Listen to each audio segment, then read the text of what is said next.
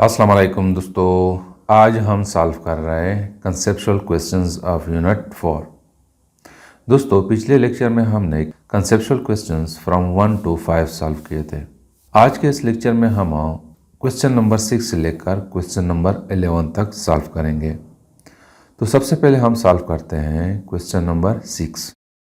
Question number 6 says that can we have situations in which an object is not in equilibrium even though the net force on it is zero? Give 2 examples.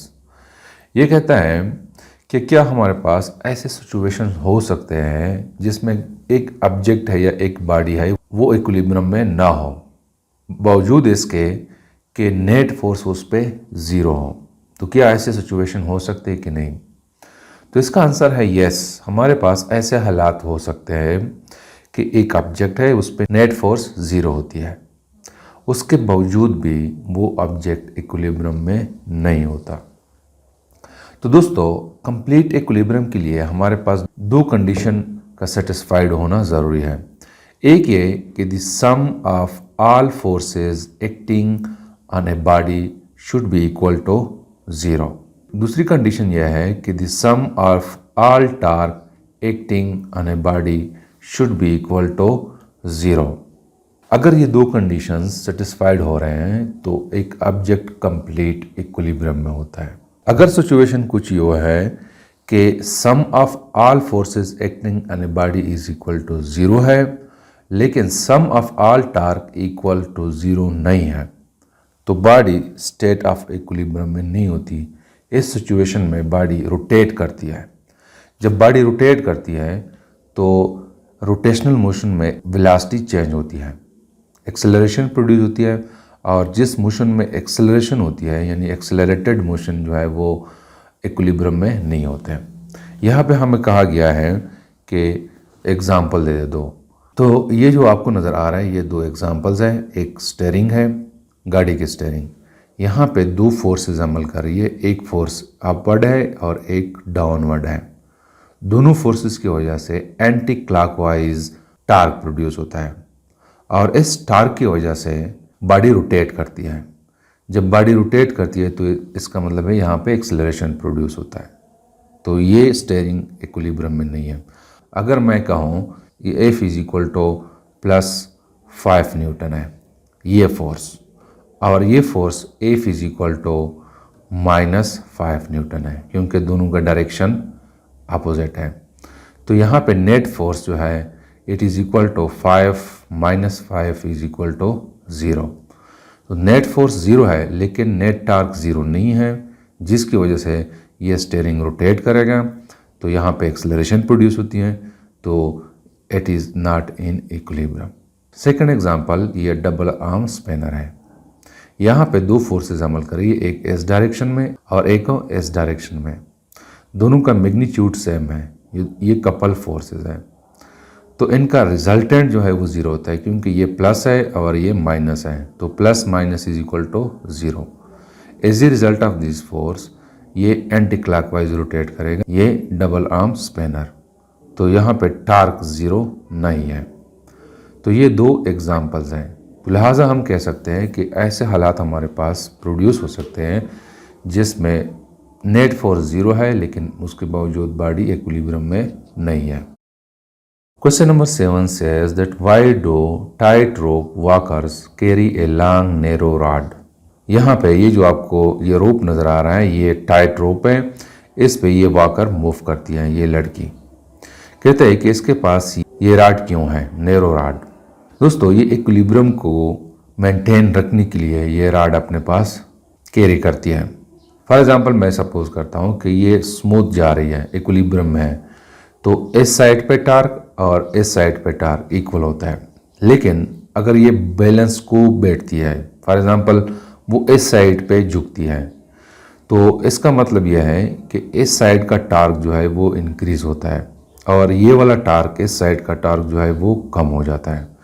तो ये लड़की इस side पे गिरी गई, तो अपने आप को गिरने से बचाने के लिए ये क्या करती है कि इस राड को इस साइड पे ले आती है।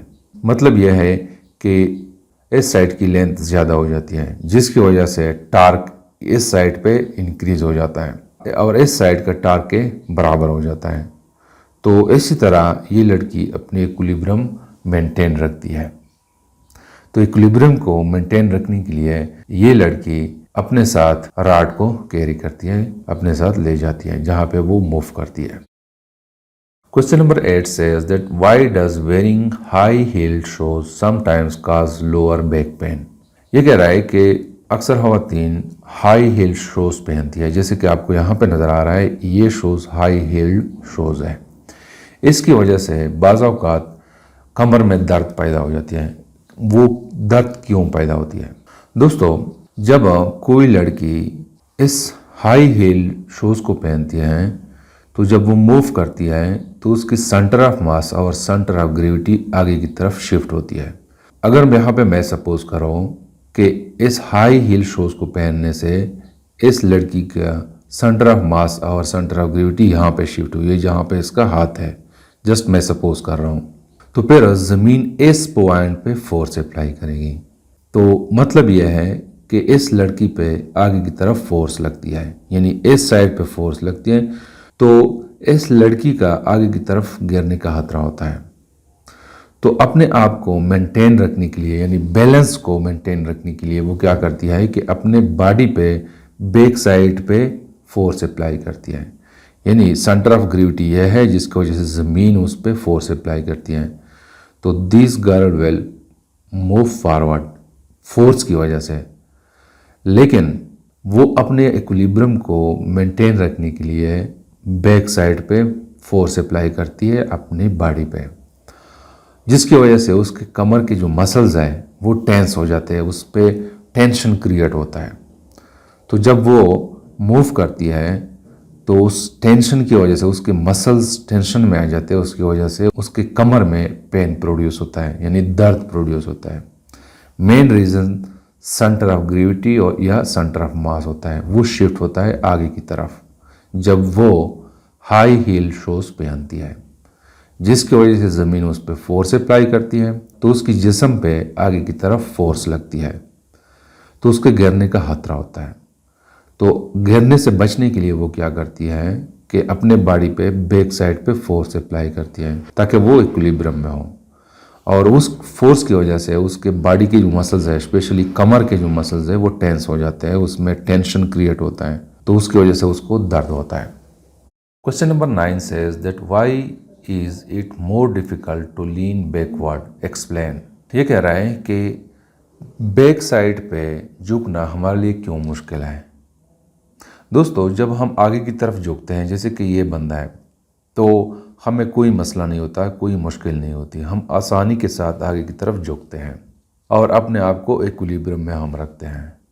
लेकिन जब हम बैक साइड पे, जैसे कि आपको यहाँ पे नज़र आ रहा है, बैक साइड पे झुकते हैं तो हमें मुश्किल होती है, हम मुश्किल से बैक साइड पे झुकते हैं। ऐसा क्यों है? दोस्तों, अगर मैं ये एग्ज़ाम्पल ले लूँ, जब हम आगे की तरफ झुकते हैं तो हमारा सेंटर ऑफ मास जो है वो शिफ्ट होता है आगे की तरफ। फॉर एग्ज़ाम्पल, यहाँ पे इस पोजीशन में सेंटर ऑफ मास मैं सपोज करता हूँ कि वो इस पॉइंट पे शिफ्ट हो गया, ये पॉइंट। अगर मैं इस पॉइंट से एक लाइन खींचूँ तो वो लाइन उसके बॉडी के अंदर ही आती है, यानी ये एक लाइन। तो इसका मतलब यह है कि ये सेंटर ऑफ ग्रेविटी उसके बॉडी का फ्रेम जो है उसके अंदर ही है, जिसकी वजह से इंसान अपने आप को इक्विलिब्रियम में रख सकता है। लेकिन अगर हम ये केस कंसीडर करें, यहाँ पे सेंटर ऑफ ग्रेविटी यहाँ पे शिफ्ट होती है, इस पॉइंट पे शिफ्ट होती है, तो अगर मैं यहाँ से लाइन खींचूँ तो ये लाइन उसके बॉडी के बाहर आती है। तो लिहाजा ये होता है कि वो इस सेंटर ऑफ ग्रेविटी की वजह से अपने आप को इक्विलिब्रियम में नहीं रख सकता, तो गिरने का खतरा होता है। तो इसी वजह से जब हम पीछे की तरफ झुकते हैं तो हमें पीछे की तरफ झुकना मुश्किल होता है। हम आगे की तरफ आसानी के साथ झुक सकते हैं, लेकिन बैक साइड पे आसानी के साथ नहीं झुक सकते हैं, क्योंकि सेंटर ऑफ मास और सेंटर ऑफ ग्रेविटी हमारे बॉडी के जो फ्रेम है उससे बाहर निकलती है और हम फिर अपना इक्विलिब्रियम मेंटेन नहीं रख सकते, जिसकी वजह से हमें मुश्किल लगती है। Question number 10 says that can a single force applied to a body change both its translational and rotational equilibrium, explain. ये कह रहा है कि अगर हम एक ऑब्जेक्ट पे सिंगल फोर्स अप्लाई करें, यानी एक फोर्स अप्लाई करें, तो क्या उस फोर्स की वजह से ट्रांसलेशनल मोशन और रोटेशनल मोशन चेंज होती है कि नहीं? तो इसका आंसर है कि यस। वो इसलिए है कि दोस्तों मैं सपोज करता हूँ कि ये हमारे पास एक क्रिकेट की बॉल है और इस क्रिकेट की बॉल का ये सेंटर ऑफ मास है। तो जब हम इस सेंटर ऑफ मास के बिल्कुल पैरेलल फोर्स अप्लाई करते हैं, यानी सेंटर ऑफ मास पे हम फोर्स अप्लाई करते हैं, तो होता यूँ है कि ये बॉल ट्रांसलेशनल मोशन शुरू करता है। लेकिन अगर हम यहाँ पे फोर्स अप्लाई करें, सेंटर ऑफ मास के अलावा यहाँ पे फोर्स अप्लाई करें, क्रिकेट की बॉल या फुटबॉल हम समझ लेते हैं, तो क्या करेगा कि ये ऑब्जेक्ट यानी ये क्रिकेट की बॉल या फुटबॉल जो है ये रोटेट भी करेगा, रोटेशनल मोशन भी करेगा और आगे की तरफ मूव भी करेगा, यानी कि ट्रांसलेशनल मोशन भी करेगा। या फॉर एग्जांपल मैं सपोज करता हूँ कि ये बॉल ऑलरेडी ट्रांसलेशनल और रोटेशनल मोशन में है, तो इस मोशन के दौरान जब हम सेंटर ऑफ मास के अलावा किसी दूसरे पॉइंट पे फोर्स अप्लाई करते हैं तो वो अपना मोशन चेंज कर लेता है। मैं सपोज करता हूँ कि ये ऑब्जेक्ट इस साइड पे मूव करती है, रोटेशनल मोशन भी है और ट्रांसलेशनल मोशन भी है, तो हम अचानक इस पॉइंट पे फोर्स अप्लाई करते हैं तो इसकी ट्रांसलेशनल मोशन और रोटेशनल मोशन चेंज हो जाती है, ये इस साइड पे फिर मूव करेगा। तो लिहाजा सिंगल फोर्स की वजह से किसी ऑब्जेक्ट की ट्रांसलेशनल मोशन और रोटेशनल मोशन दोनों चेंज हो सकती है और प्रोड्यूस भी हो सकती है। Question number 11 says that two forces produce the same torque. Does it follow that they have the same magnitude? ये कहता है कि फॉर एग्जांपल हमारे पास दो फोर्सेस हैं। मैं सपोज करता हूँ कि एक F1 है और एक F2 है। F1 की वजह से जो टार्क प्रोड्यूस होता है उसको मैं नाम देता हूँ T1 which is equal to 12 newton metre, और F2 की वजह से जो टार्क प्रोड्यूस होता है उसको मैं नाम देता हूँ T2, वो भी 12 न्यूटन मीटर है। तो दोनों फोर्सेस की वजह से सेम टार्क प्रोड्यूस होता है। तो हमें कहता है कि क्या इन दोनों फोर्सेस का मैग्नीट्यूड सेम हो सकता है कि नहीं, यानी दोनों 5 न्यूटन या 10 न्यूटन हो सकते कि नहीं। तो इसका आंसर येस भी है और नो भी है। It depends on the situation.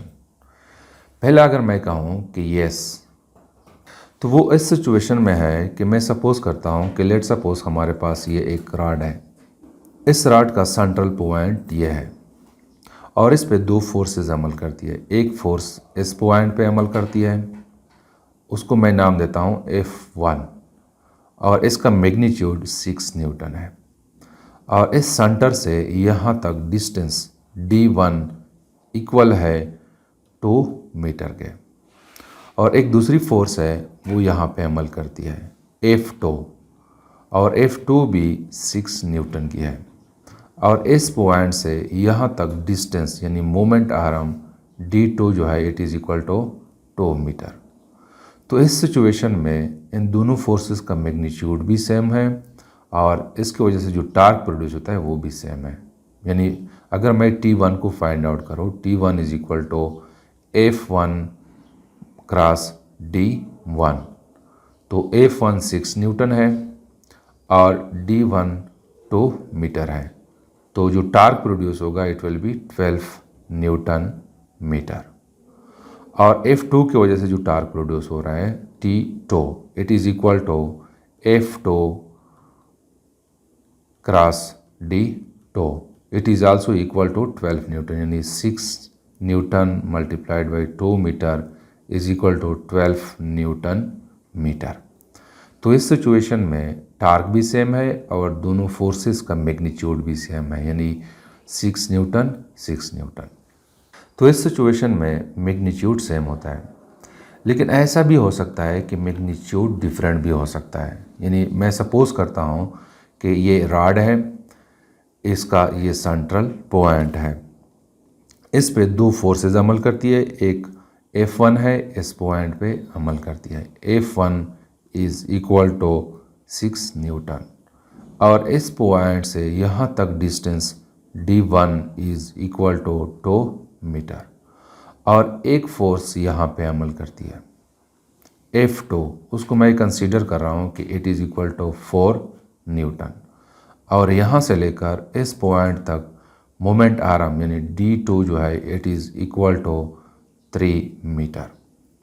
तो इस सिचुएशन में सेम टार्क प्रोड्यूस होगा, लेकिन फोर्सेस दोनों डिफरेंट है, उसका मैग्नीट्यूड डिफरेंट है। अगर मैं T1 को फाइंड आउट करूँ, T1 is equal to F1 multiplied by D1, तो F1 जो है it is equal to 6 newton multiplied by 2 metre is equal to 12 newton metre. T2 जो है वो प्रोड्यूस हो रहा है ड्यू टू F2, तो F2 multiplied by D2, F2 जो है ये 4 न्यूटन है और D2 3 मीटर है। तो यहाँ पे हमारे पास जो आंसर आएगा वो 12 न्यूटन मीटर आएगा। तो देखो ये दो फोर्सेस है, इन दोनों फोर्सेस का मैग्नीट्यूड डिफरेंट है, 6 न्यूटन 4 न्यूटन, लेकिन इसकी वजह से जो टार्क प्रोड्यूस हो रहा है वो सेम है। तो लिहाजा हमारा आंसर येस भी है और नो भी है, डिपेंड करता है सिचुएशन पे।